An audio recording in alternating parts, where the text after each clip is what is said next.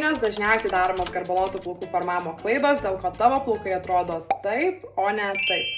Pirma dažniausiai daroma klaida yra ta, kad priemonės yra tepamos ant pernelyg sausų plaukų. Tai plaukai turi būti nedrėgni, o šlapi, kad girdėtųsi štai toks garsas. Jeigu priemonės tepsit ant nusausintų plaukų, priemonė neįsigers į plauką, liks ant plauko paviršiaus ir plaukai jausis kaip nešvarūs ir bus sulipę ir apsunkę. Antra dažniausiai daroma klaida yra kremo, o ne gelio naudojimas. Kremai garbanų beveik nefiksuoja, jie tik jas paglotina ir galbūt šiek tiek paryškina, bet jeigu norit, kad jums garbanas laikytų kelias dienas iš eilės, nesipūstų ir nesišiauštų, jums reikia gelio. Trečia dažniausiai daroma klaida yra ta, kad priemonė yra įgniaužama į plaukus, o ne įtepama. Jeigu jūs priemonę įgniaužysit, visa ji liks tik tai galuose, čia bus užfiksuota, o štai šita vieta toliau pūsis ir šiaušis. Gelį į plaukus įtepam štai tokiais prašukuojančiais judesiais, kad priemonė būtų gerai paskirstyta per visą plauko ilgį. Ketvirta dažniausiai daroma klaida yra ta, kad garbanos yra gniaužamos, bet kaip neįdedant daug pastangų,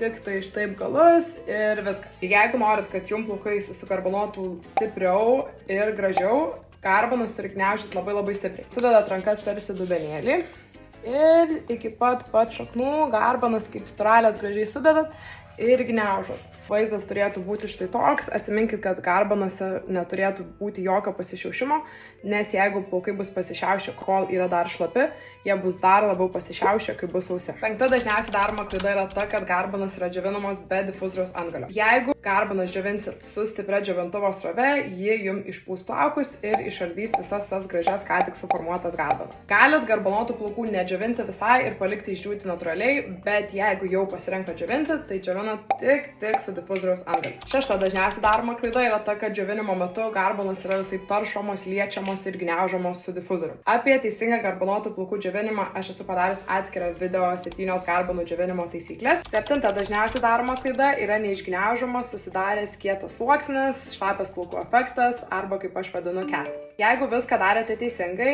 plaukai išdžiūvę jausis štai tokie kieti ir traškūs. Pamatę, kad plaukai pasidarė kieti, neišsigąskite, tai yra geras ženklas, kuris parodo, kad garbana užsifiksavo ir laikysis. Jeigu norite pašalinti šitą susidariusį kietą sluoksnį, galvą verčiat žemyn ir išgniaužot.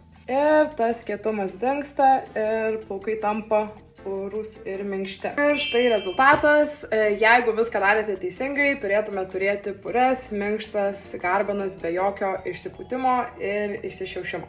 Aš formavimui naudojau lašelį Rizos Curls kremo ir stiprios fiksacijos Rizos gelį. Atsiminkite, kad formavimo priemonės yra dar ne viskas, žymiai svarbiau yra technika, gali turėti pačią geriausią priemonę pasaulyje, bet jeigu neteisingai ją naudosit, nieko nesigaus.